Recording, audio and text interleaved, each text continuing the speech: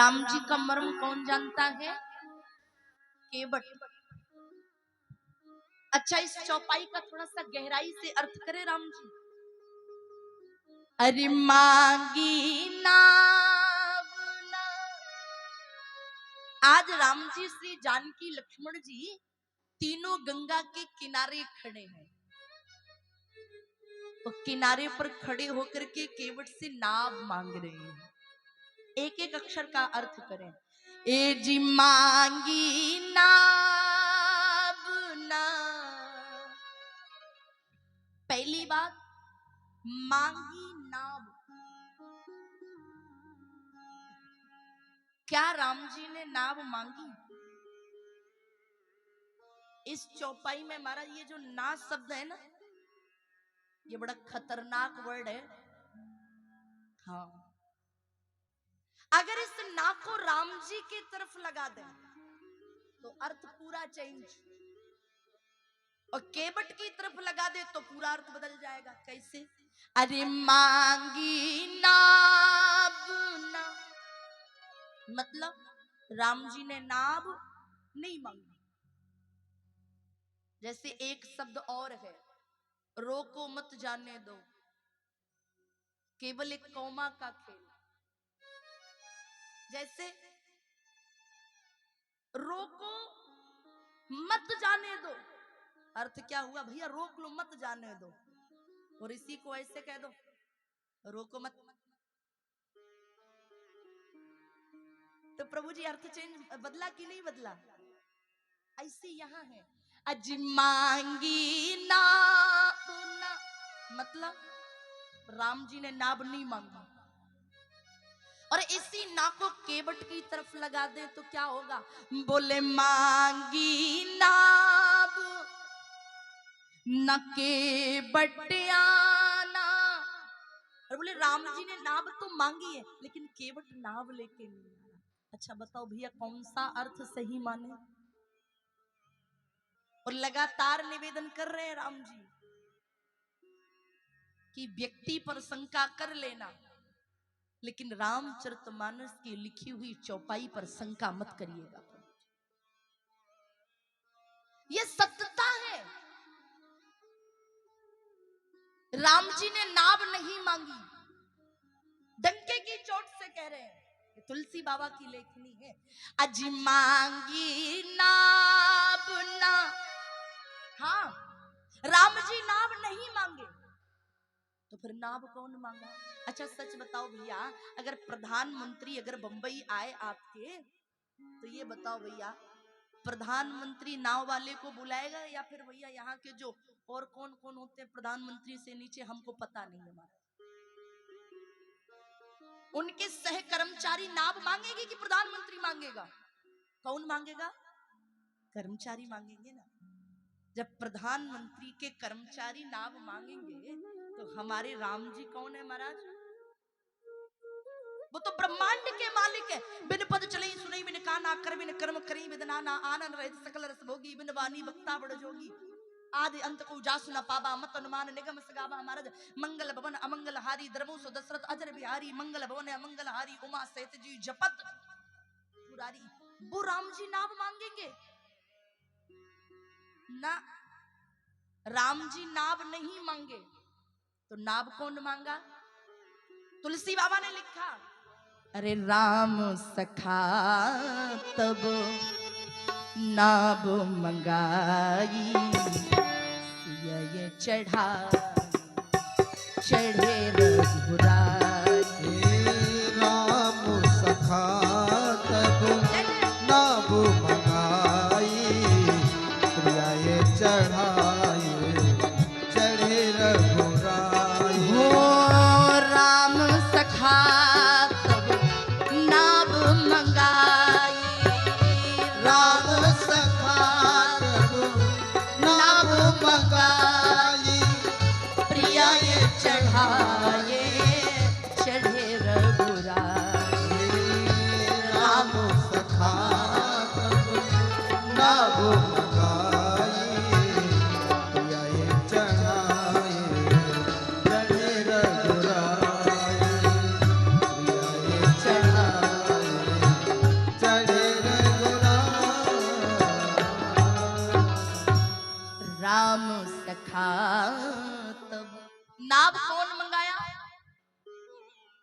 जी के मित्र निषाद राज जी नाव मंगाए, पर महाराज रुकिएगा, अगर ये नाव राम जी की तरफ लगाए तो अर्थ ये होगा, और नहीं तो केवट की तरफ लगाए तब।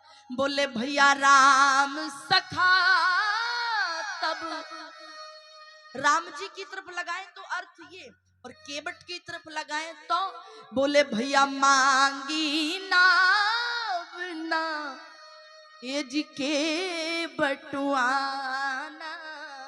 राम जी ने नाव मांगी लेकिन केवट नाव लेके नहीं आ रहा जी। पहली बात, राम जी ने नाव मांगी, क्यों मांगी?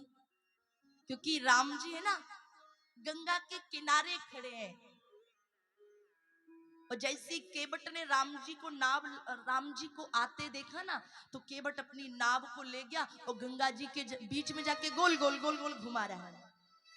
हाँ, अगर किनारे पे नाव होती ना तो राम जी बैठ जाते। अच्छा, जैसे महाराज आप लोग गेट ऑफ क्या है बम्बई में, हाँ गेट ऑफ इंडिया, हाँ वहां जाओ। हमने बम्बई में एक ही जगह तो देखी है, उसी को हमने 10 जगह फोन करके बता दिया। हाँ देखो हम यहाँ घुमाए, आप वहां जाओ महाराज, और कोई नाव वहां नाव है, कोई बोट लगा है, तो आप क्या करोगे? सीधा टिकट लोगे और बैठ जाओगे। और नाव दूर है तो क्या करोगे भैया? बुलाओगे कि नहीं? तो मतलब क्या है, नाव किनारे नहीं है, केवट गंगा जी में ले जाके बीच बीच गोल गोल गोल गोल राउंड राउंड राउंड घुमा रहा है। राम जी आवाज लगाए, अरे मांगी ही नाव ना, तीनों लोगों को देने वाला आज केवट से नाव मांग रहा है। ए केवट नाव ले आ। केवट ने राम जी को देखा, केवट इशारा किया, रुको अब भजन कर रहा हूं, 10 मिनट टाइम लगेगा। 10 मिनट हो गया, राम जी फिर आवाज लगाए, ए केवट नाव ले आ। केवट बोला इंतजार करो। मानो केवट कहना चाहता हूं राम जी से, सरकार आप भी जरा इंतजार का मजा लीजिए। हमारा 84 लाख योनियां बीत गई इंतजार करते करते, पूरा जीवन बीत गया इंतजार करते करते, तब आज आए हो। आप भी तो इंतजार करो, क्योंकि जाकी फटी ना पांव बिमाई और तेका जाने पीर। अगर आजकल की भाषा में कहूं महाराज, ज्ञान देना सरल है लेकिन ज्ञान को खुद अनुकरण करना बहुत मुश्किल की बात। लोग कह तो देते हैं चाय नहीं पीना चाहिए, हाँ, और जब शाम के 4 बजते हैं ना तो खुद ही आवाज लगता है, ए हो एक ठू कप चाय बना दी महाराज। कहां गया ज्ञान? फुर उड़ गया। केवट कह रहा है इंतजार तो करिए, प्रतीक्षा तो करिए। राम जी फिर आवाज लगाए, केवट नाव ले आ। अब की बार तो केवट कहने लगा, ए राम जी कही हूं तुम्हार मरम में जाना। ए राम जी हम तुम्हारा सब मरम जानते, चुप्पे खड़े रहो वहां। केवट एक ऐसा भक्त है महाराज जो राम जी के ऊपर दादागिरी बता रहा है। बगल में खड़े लक्ष्मण जी क्रोध के मारे आग बबूला, क्योंकि लक्ष्मण जी गरम दल के नेता हैं, तुरंत गर्म हो जाते हैं। लक्ष्मण जी बोले, हमरा पूरा जिंदगी बीत गया सेवा करते करते, हम इनका मर्म नहीं जान पाए और तुम मर्म जानते हो। केवट बोला कहे हूं तुम्हारा। केवट बोला ओ लक्ष्मण जी ज्यादा बीच में ना उठको, हाँ इनका हम तुम्हारा भी मर्म जानते हैं।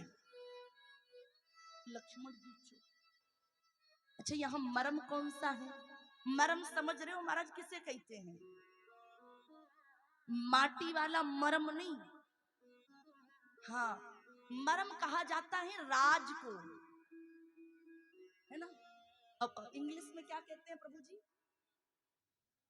रीजन, और एक शब्द और है, कोई जो मुख्य बात रहती है ना पर्सनल, हाँ सीक्रेट नहीं। भैया तुम बंबई में रहे हो बता दो, इसलिए तो तुमको लेके आए हैं यहाँ। क्या कहते हैं प्रभु जी? हाँ, सी ग्रेड। प्रभु जी यही तो हमारा थोड़ा सा मामला गड़बड़ा जाता है। देखो भैया, जो है सो हम बता देते हैं, खुली किताब है प्रभु जी। केवट बोला, कहीं हूं तुम्हार मरम में जाना, हम तुम्हारा सब मर्म जानते हैं। वो कछुए वाला मर्म तो प्रभु जी सब जानते हैं, लेकिन एक नया मर्म है, और इसका प्रमाण श्री पद्म पुराण में मिलता है। केवट राम जी से इशारे में बोला, राम जी याद करो, एक बार ब्रह्मा विष्णु महेश तीनों में झगड़ा हुआ। किस बात को लेके? ब्रह्मा जी बोले मैं बड़ा, भगवान शंकर बोले ना मैं बड़ा, भगवान विष्णु बोले ना ना मैं बड़ा। और ये प्रमाणित है, आज भी जब बालकों में जब कोई वाद विवाद हो जाता है ना, तो महाराज वो बाद में कहीं जाते हैं, पहले माता पिता के पास जाते हैं। और ब्रह्मा विष्णु महेश के पिता तो लापता है राम जी, इनकी माता जी है श्री अलख ज्योति जी। माता जी के पास गए, माँ प्रणाम। माता जी प्रकट हुई, ब्रह्मा जी बोले माँ मैं ब्रह्मा। अलख ज्योति माने का ब्रह्मा, यहाँ तो बहुत से ब्रह्मा हैं, आप कौन से ब्रह्मा हो? ब्रह्मा जी भगवान शंकर बोले माँ मैं शंकर। बोले यहाँ तो बहुत शंकर है, कौन से शंकर हो? धीरे से भगवान विष्णु बोले माँ मैं विष्णु। बोले यहाँ बहुत विष्णु है, तुम कौन से विष्णु हो? धीरे से नारायण ने कहा माँ मैं क्षीर सागर वाला विष्णु हूँ। बोले तुम्हारा नाम है, तुम अंदर आओ। बाहर ब्रह्मा जी और शंकर जी ने विचार किया कि हम दोनों में बड़ा कौन है, इस बात का फैसला बाद में करेंगे, पहले अपने मित्र को लेकर के। कहा माँ हमें हमारा मित्र लौटा दो। तब माता अलख ज्योति ने कहा अब तुम्हें तुम्हारा मित्र त्रेता युग में राम बन करके मिलेगा। यही केवट, यही कछुआ माता का पहरेदार बनकर के खड़ा था। और जब भगवान आए ना, और जैसे ये पहरेदार चरण छूने को हुआ, भगवान ने थोड़ा सा दूर कर दिया। वो पहरेदार बोला माँ मैं इनके चरण कब स्पर्श करूंगा?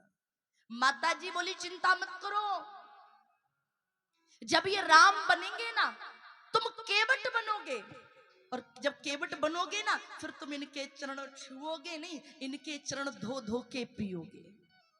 और एक बात और, जब ये राम बनेंगे और तुम केवट बनेंगे, ये मेरा वरदान है कि तुम इनके घाट नहीं जाओगे, तुम इनको नहीं ढूंढोगे, एक समय ऐसा आएगा ये स्वयं तुम्हें ढूंढते ढूंढते तुम्हारे पास आएंगे। ये केवट राम जी से बोला कयू तुम्हार मर्म मैं जाना, हम सब मर्म जानते हैं। राम जी इशारे में बोले ए भैया अब ज्यादा ना बोलो, हमारा जो राज है वो राज ही रहने दो। राम जी बार बार नाव मांग रहे, ए केवट तनिक नाव ले आओ महाराज, लेकिन केवट नाव लेके नहीं आया। अच्छा विचार करिए आप लोग, अगर केवट नाव लेकर के नहीं आ रहा तो नियम क्या कहता है? जब केवट नाव लेके नहीं आ रहा तो फिर राम जी को दूसरी नाव लेके बैठ जाना चाहिए, बैठना चाहिए कि नहीं? अब जैसे महाराज आपको कहीं जाना है और आपको अगर एक गाड़ी वाला नहीं ले जा रहा तो आप उसी से पीछे पड़ोगे या दूसरी गाड़ी में बैठ के निकल जाओगे? दूसरी गाड़ी लोगे ना। तो राम जी को भी तो दूसरी नाव लेनी चाहिए ना। लेकिन राम जी केवट से निहोरा कर रहे हैं, बोले सो ही कृपा लेके बटाई निहोरा। केवट से निहोरा कर रहे हैं, हाथ जोड़ रहे, ए दादा नाव ले आ। क्यों? कारण क्या है? इसका सुंदर वर्णन आता है। राम जी केवट से नाभ इसलिए मांग रहे हैं क्योंकि वाल्मीकि रामायण में प्रमाण मिलता है महाराज कि उस दिन गंगा जी के घाट पर केवट की नाव के अलावा कोई और दूसरी नाव थी ही नहीं महाराज। प्रश्न उठा, कहां चली गई थी नाव? और केवट नाव लेके क्यों नहीं आए? क्या और केवट राम जी को अपनी नाव में बिठाना नहीं चाहते थे महाराज? अगर विचार करो, हमें पता पड़ जाए आज हमारे सरकार इस मार्ग से निकलने वाले हैं तो महाराज हम लोग क्या करेंगे? अपने अपने दरवाजे महाराज सुंदर सुंदर रंगोली बनाएंगे, फूल सजाएंगे, बंदरवान लगाएंगे, कलश पधराएंगे। क्यों क्यों पधराएंगे? कदाचित श्री राम जी की एक नजर हमारे ऊपर पड़ जाए, हमारे घर पड़ जाए तो हमारा जीवन धन्य हो जाएगा। महाराज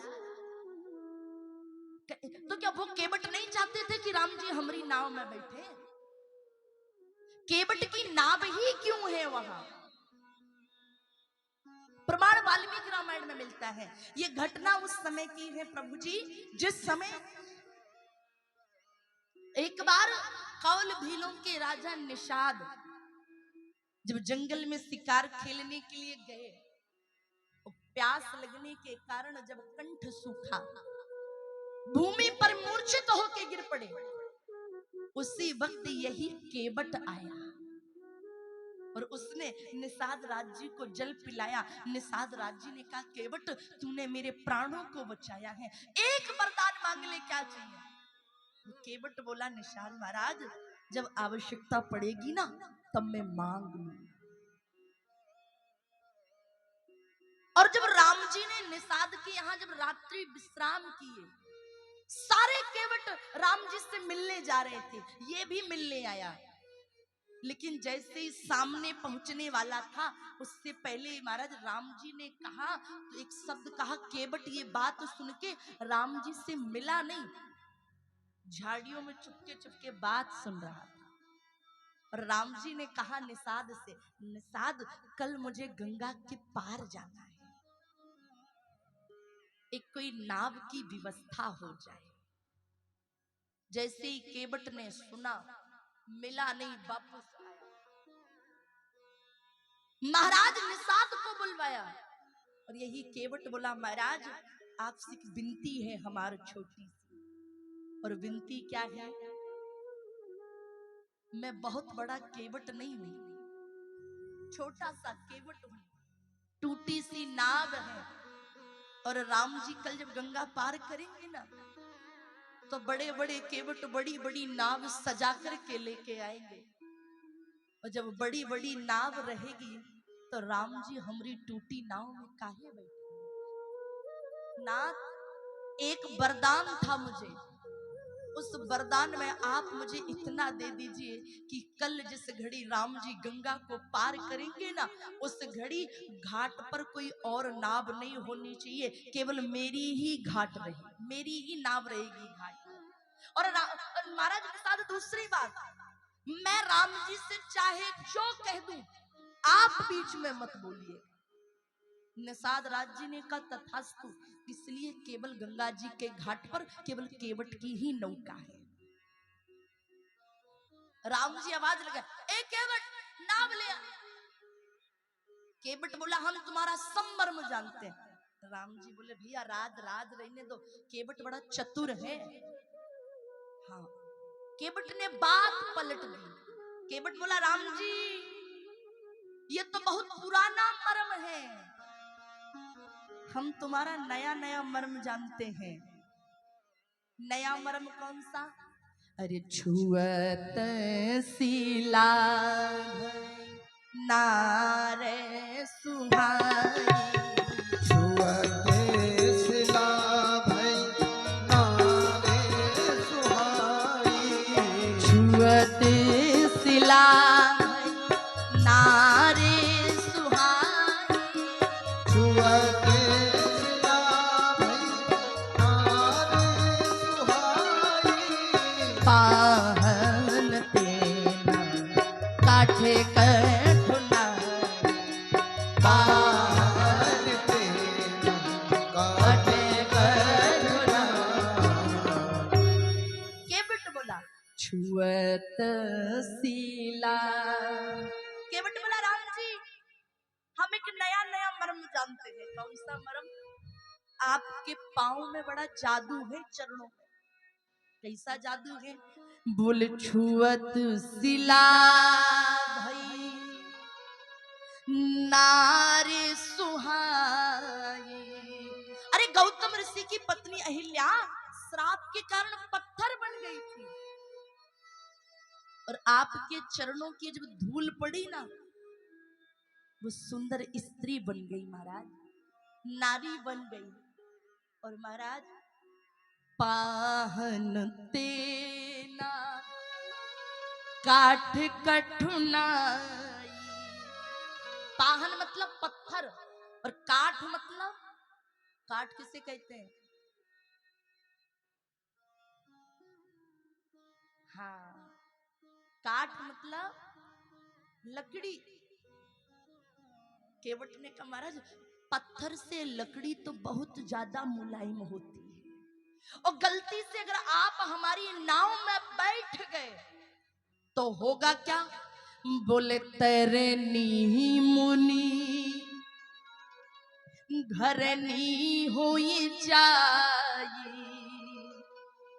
बाट पर मोर नाव उड़ाई। केवट बोला राम जी अगर आप मेरी नाव में बैठे और मेरी नाव किसी संत की घरवाली बन गई तो,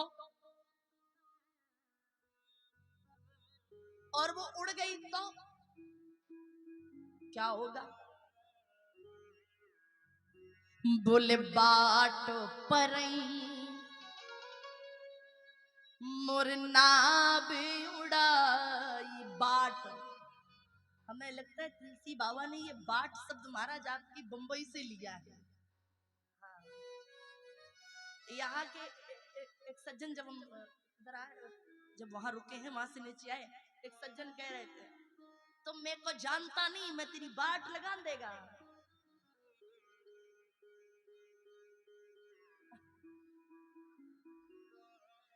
प्रभु जी है ना बाट। और एक शब्द और नया सीखे हैं हम यहाँ का, मैं को नहीं जमता रे बाबा। केवट बोला राम जी, बोले बाट पर, ये हम अपने मन से नहीं कह रहे राम जी। हाँ, श्री रामचरितमानस को तुलसी बाबा ने संसार की प्रत्येक भाषा में लिखी है, प्रत्येक भाषा। हिंदी में लिखा, मराठी में लिखा, बुंदेलखंडी में लिखा, सिंधी में लिखा।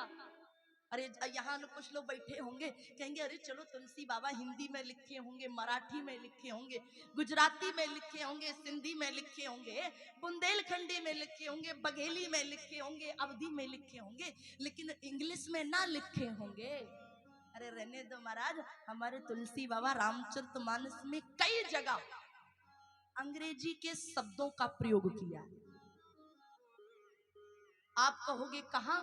श्री रामचरितमानस के अंदर एक दोहा आता है। अब इस महाराज इसमें समझिएगा कि अंग्रेजी का शब्द कौन सा है। तुलसी बाबा ने लिखा, बोले भरती हूँ बिसेरू पितु मरन सुनते राम बने गो। और हेत आपने जान जिए थकित रहे घर मौन। इंग्लिश का शब्द कहाँ आया? गौन, गो बेंट गौन, गो की थर्ड फॉर्म आती है महाराज गौन। गौन में जाना। कि तुलसी बाबा ये महाराज संसार में कवि बहुत हुए हैं, लेकिन तुलसीदास जैसा महाराज संसार में कभी नहीं हुआ। तुलसी बाबा लिखे, केवट कह रहा है बोले मांगी, बोले ना, बोले तरनी मुनि घर नी होई जाई बाटे पर नाव उड़ाई। आप बैठ गए, मेरी नाव अगर किसी की स्त्री बन गई महाराज तो मेरी तो बाट लग जाएगी। बाट पर ही मोरी नाव उड़ाई, नाव उड़ जाएगी। केवट बोला देखो राम जी, केवट के अंदर नम्रता भी है और केवट ने दादागिरी भी पूरी की है। नम्रता कितनी, केवट बड़ा झुक गया। ए राम जी बोले यही प्रतिपाल हूँ सब परिवार, नहीं जाने कछु और कवार। केवट बोला राम जी मैं इसी नाव को चला करके अपने परिवार का पालन करूं और नहीं जानम कछु और कवारू। कवारू मतलब काम।